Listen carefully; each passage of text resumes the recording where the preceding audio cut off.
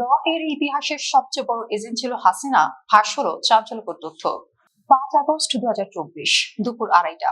ঢাকার আকাশ তখন ধূসর মেঘে ঢাকা, আর রাজপথে লাখো ছাত্র জনতার উত্তাল স্লোগানে কেঁপে উঠছে 1.5 দশকের এক দানবীয় মাফিয়াতন্ত্রের ভিত। ঠিক সেই মুহূর্তে কুর্মিটোলা বিমান বাহিনীর ঘাঁটি থেকে ডানারাল একটি সামরিক হেলিকপ্টার। ভেতরে বসে আছেন এক পরাজিত স্বৈরাচার, যার চোখে মুখে তখন কেবলই চরম আতঙ্ক আর ক্ষমতা হারানোর রিক্ত শূন্যতা। গন্তব্য নয়াদিল্লি। অবিকল 49 বছর আগের মতো 1975 সালের আগস্টে যেমন এক নিরস্ত্রায়ী নারী ভারতের মাটিতে আশ্রয় নিয়েছিলেন, ইতিহাসের এক অদ্ভুত চক্রে চাকা ঘুরে যেন ঠিক সেখানেই এসে থামলো। কিন্তু এবারের পরিণতি ভারতের জন্য কতটা জটিল ও আত্মঘাতী হয়ে উঠেছে, কেন বারবার বিপদে পড়লে দিল্লির দরজা খুলে যায়। চলুন খতিয়ে দেখা যাক এই ভূরাজনৈতিক থ্রিলারের পেছনে সব অন্ধকার অধ্যায়। 1975 সালের পর দীর্ঘ 6 বছর দিল্লির পান্ডারা রোডে গোয়েন্দা পাহারায় ছদ্মবেশে রাখা হয়েছিল শেখ হাসিনাকে। ইন্দিরা গান্ধীর মতো প্রজ্ঞাবান রাষ্ট্রনায়করা তখনই বুঝেছিলেন বাংলাদেশের রাজনীতিতে আওয়ামী লীগকে টিকিয়ে রাখতে পারলে তা ভারতের জন্য এক অকল্পনীয় ভূ রাজনৈতিক হাতিয়ার হতে পারে।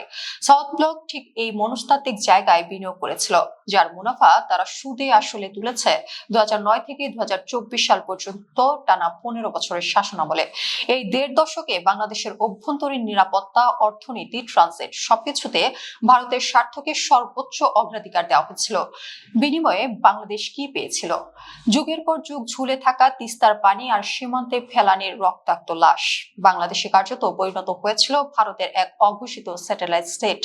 5 আগস্টের সন্ধ্যায় যখন সেই সামরিক বিমান ভারতের গাজিয়াবাদের হিন্দন এয়ারবেসে অবতরণ করে, তখন রানওয়েতে আগে থেকে উপস্থিত ছিলেন ভারতের জাতীয় নিরাপত্তা উপদেষ্টা অজিত দোভাল ও শীর্ষ গোয়েন্দারা।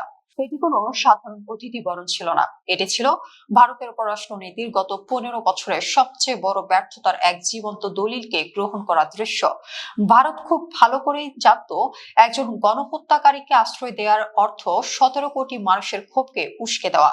কিন্তু তা সত্ত্বেও তারা এই ঝুঁকি নিয়েছে, কারণ সাউথ ব্লক এখনো স্বপ্ন দেখছে হাসিনাকে একটি মনস্তাত্ত্বিক হাতিয়ার বা ট্রাম্প কার্ড হিসেবে ব্যবহার করে তারা হয়তো আবারও বাংলাদেশের দাবার বোর্ডে ফিরে আসতে পারবে। কিন্তু দিল্লি এখানে একটি চরম ভুল হিসাব করে ফেলেছে। তারা ধরে নিয়েছে এটি 1975 সাল, এটি 2024 সালের অকুতোভয় বাংলাদেশ। যে তরুণরা রাজপথে রক্ত ঝরিয়েছে, যে মায়েরা তাদের সন্তানদের লাশ কাঁধে নিয়েছে, তারা আর কখনো এই খুনিদের রাজনীতি করার সুযোগ দেবে না। আজ ভারতের সেফ হাউসে বসে থাকা সেই পতিত স্বৈরাচার দিল্লির জন্যই এক গলার কাটা হয়ে দাঁড়িয়েছে, যা তারা গিলতেও পারছে না, আবার ফেলতেও পারছে না। ভোরের আলো ফুটতে শুরু করেছে ঢাকা বিশ্ববিদ্যালয়ের রাজু ভাস্কর্যের পাদদেশে। লাল সবুজ পতাকা জুড়ে হেঁটে যাওয়া এই তরুণরা জানে তাদের দেশের ভাগ্য আর কখনো দিল্লির সাউথ ব্লকে ইশারায় নির্ধারিত হবে না। দিল্লির সেফ হাউসের জানালার ওপাশে হয়তো এখনো ক্ষমতার মোহে এক অনন্ত প্রতীক্ষা চলছে, কিন্তু বাংলার রাজনীতির নদী অনেক দূর গড়িয়ে গেছে। যে মাটি শহীদদের রক্তে ভেজা, সেই মাটি আর কখনো মির্জাফরের পদচারণা সহ্য করবে না।